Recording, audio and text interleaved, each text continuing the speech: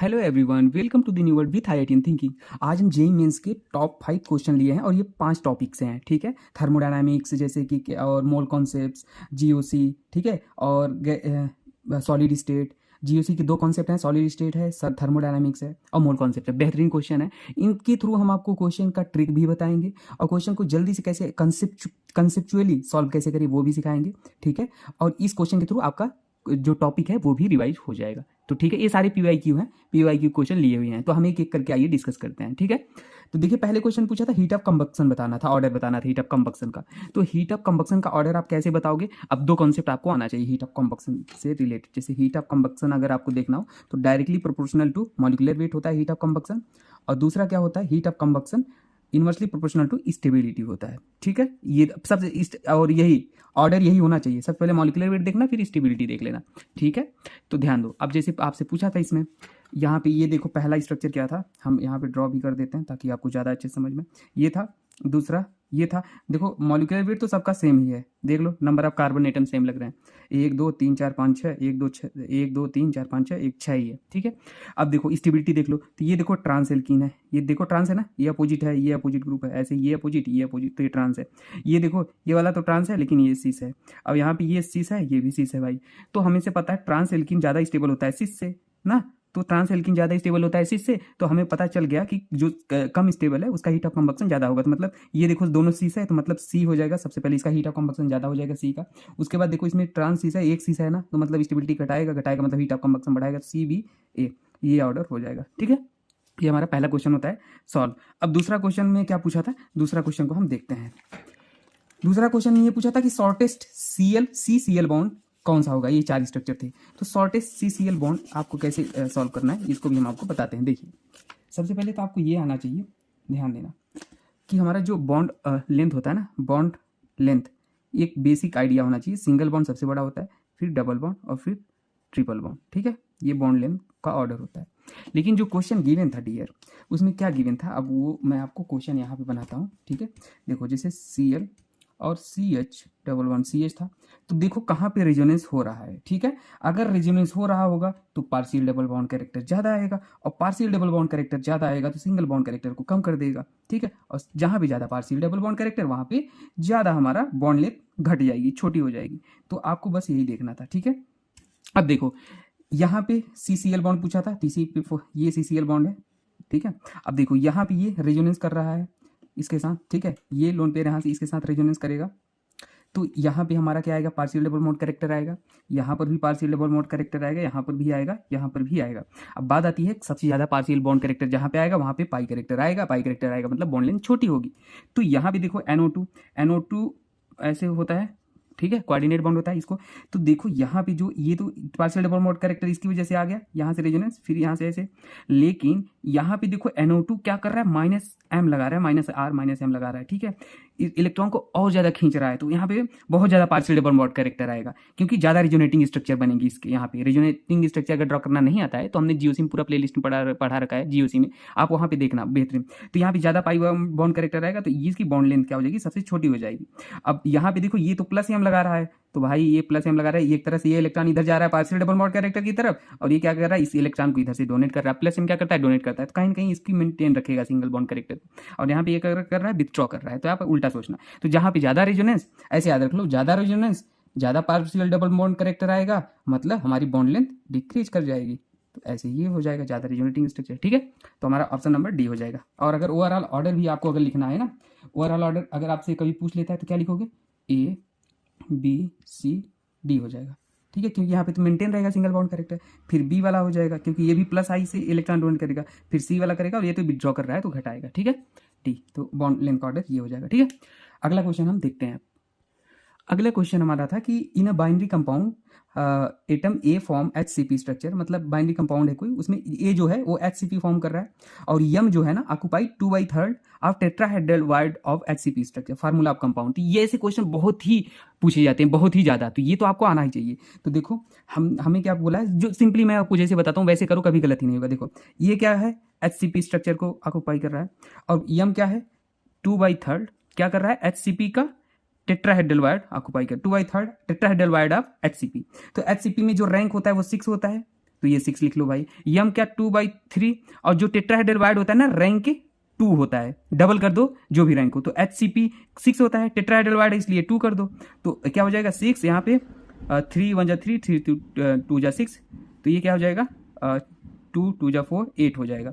तो A6M8, तो 3 2 जा 2 3 जा 6, 2 4 जा 8, तो A3M4 ये स्ट्रक्चर हो जाएगा बाइनरी कंपाउंड का।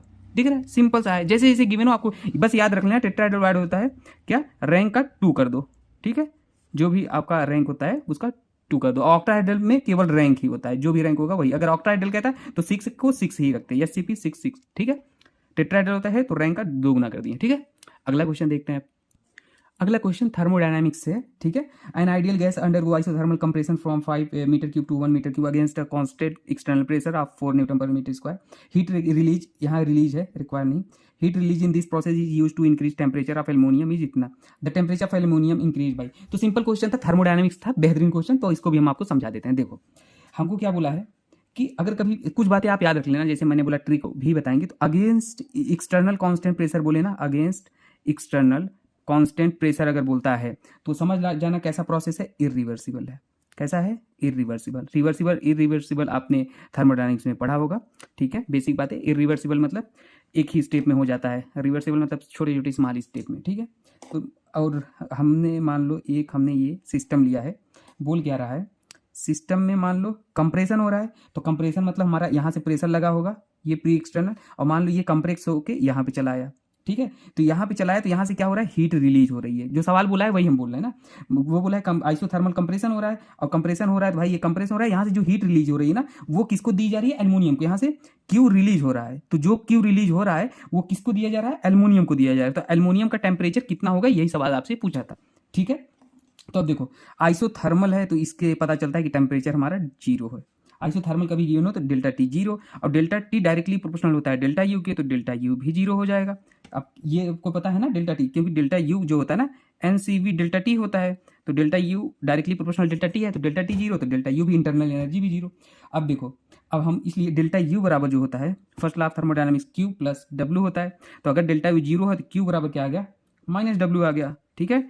अब थोड़ा साइन के बारे में आपको बता देते हैं कि अगर मान लो सिस्टम को हीट मिलती है तो हमारा क्या हो जाता है, हीट पॉजिटिव हो जाता है ना, और अगर क्या होता है हीट रिलीज होता है ना, तो हीट क्या होता है, नेगेटिव होता है। अगर सिस्टम पर वर्क होता है तो पॉजिटिव वर्क होता है, क्या सिस्टम पर वर्क होता है तो वर्क पॉजिटिव होगा, और अगर सिस्टम द्वारा वर्क किया जाएगा तो वर्क क्या होगा, नेगेटिव होगा, ठीक है। ये कुछ बेसिक बातें आपको आनी चाहिए, तो अब ध्यान देना।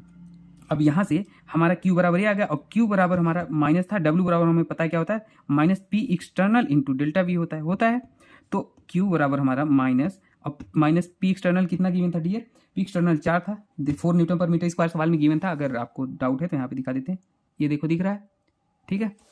तो 4 हो गया, और डेल्टा V कितना बढ़ घट रहा था, 1.5 बोला था ना, वो 5 कितना, isothermal compression from 5 metre cube to 1 metre cube, तो फाइनल माइनस इनिशियल, तो Q बराबर हमारा जो आ गया वो आ गया -16 जूल, ठीक है, 16 जूल ये हमारा आ गया, ठीक है।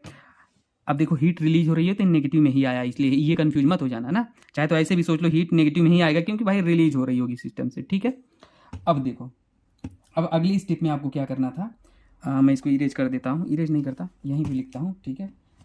एक सेकेंड देखो, हाँ अब देखो, अब हमें पता है क्या, Q आ गया 16, तो अब हम टेम्परेचर पूछा, तो Q बराबर CM डेल्टा टी, CM क्या है भाई, मोलर हीट कैपेसिटी है, जो कि गिवन था सवाल में। तो Q हमें कितना पता चल गया डियर, 60, ठीक है। Q हमारा क्या हो गया 60। अब ध्यान देना, यहाँ रिलीज हो रहा था 60, लेकिन एल्युमिनियम क्या कर रहा है, एल्युमिनियम तो भाई ले रहा है ना हीट, एल्युमिनियम हमारा क्या, जैसे सिस्टम तो रिलीज किया हीट, ये इसका नेगेटिव, अब यहाँ से ये तो दे रहा है, ये तो ले रहा है ना, तो ले रहा है मतलब क्या हो जाए हीट, देखो दिख रहा है, सिस्टम ने हीट रिलीज किया तो नेगेटिव आ गया, अब ये ले रहा है तो ले रहा है भाई तो पॉजिटिव हो जाएगा ना, तो इसलिए +16, और CM हमारा ये गिवन था सवाल में 24, और डेल्टा टी पूछा था, तो डेल्टा टी बराबर हमारा क्या आ जाएगा 16/24, तो 4 चौक 16, डेल्टा टी बराबर 2/3। तो ये चाहे केल्विन कह लो और चाहे डिग्री सेंटीग्रेड कह लो, तो हमेशा याद रख लेना टेम्परेचर जब भी होता है ना, कभी डिफरेंस इन टेम्परेचर है ना, तो ये केल्विन और डिग्री सेंटीग्रेड जो आता है वो सेम ही होता है, तो 2/3 आ जाएगा, ये टेम्परेचर इतना इंक्रीज होगा एल्युमिनियम का। बात समझ में आई आपके? ठीक है, अगर कुछ डाउट होता है तो आप कमेंट सेक्शन में पूछ लेना मुझसे, ठीक है। आइए अगले सवाल पे आते हैं। अगला सवाल था हमारा, एक बेहतरीन क्वेश्चन है, मोल कॉन्सेप्ट का सवाल था। देखो अगला सवाल में पूछा था क्या, दिख रहा है आपको यहाँ पे, हाँ, 50 ml of 0.5 molar oxalic acid is needed to neutralise 25 ml of NaOH solution. ठीक है भाई, the amount of NaOH in 50 ml of the given NaOH solution. तो पूछा है NaOH के अमाउंट बताओ 50 ml गिवन NaOH सोल्यूशन में, जब NaOH हमारा कितना हो 50 ml। अब ध्यान देना अब ये सवाल बहुत ही बेहतरीन है, इसको भी मैं आपको समझाता हूँ, थोड़ा सा पेशेंस बनाइए, ठीक है।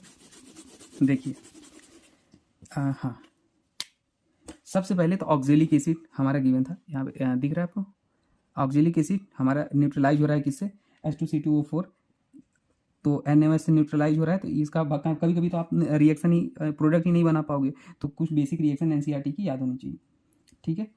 तो इसको बैलेंस भी कर दो, ये 1 हो जाएगा, ये 2 हो जाएगा, बैलेंस करके आप तो देख सकते हो, ठीक है।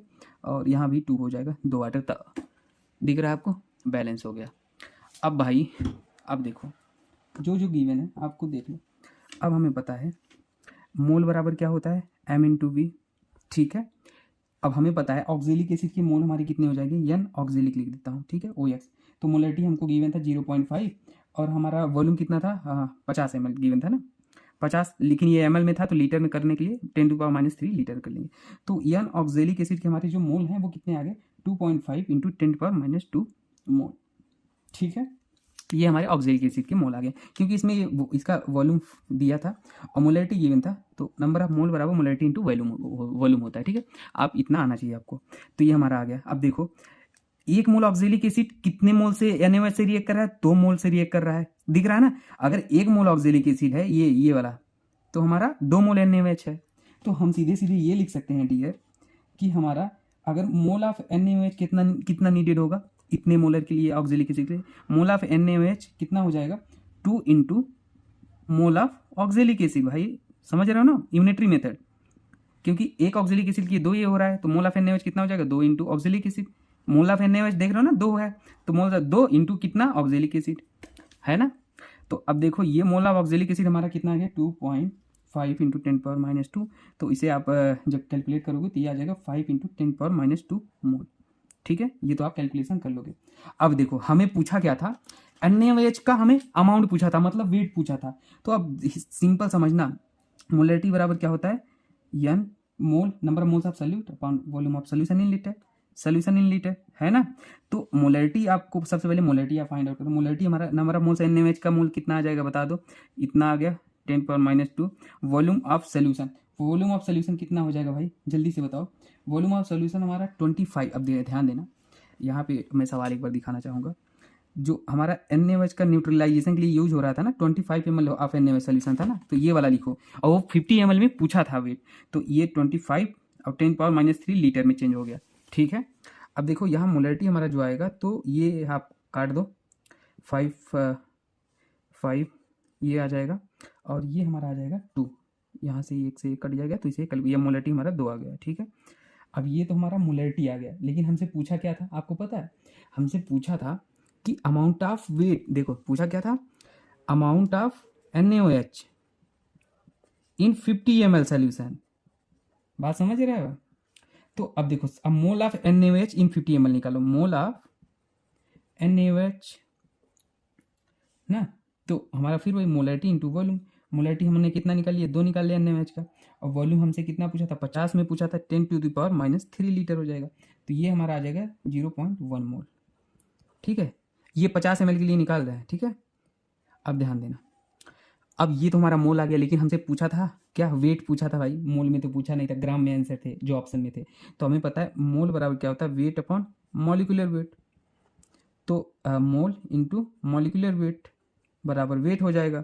तो मोल हमारा कितना था डियर, मोल हमारा कितना था जल्दी बताओ, 0.1, और मॉलिक्यूलर वेट हमारा जो होता है NaOH का कितना होता है, 40 होता है।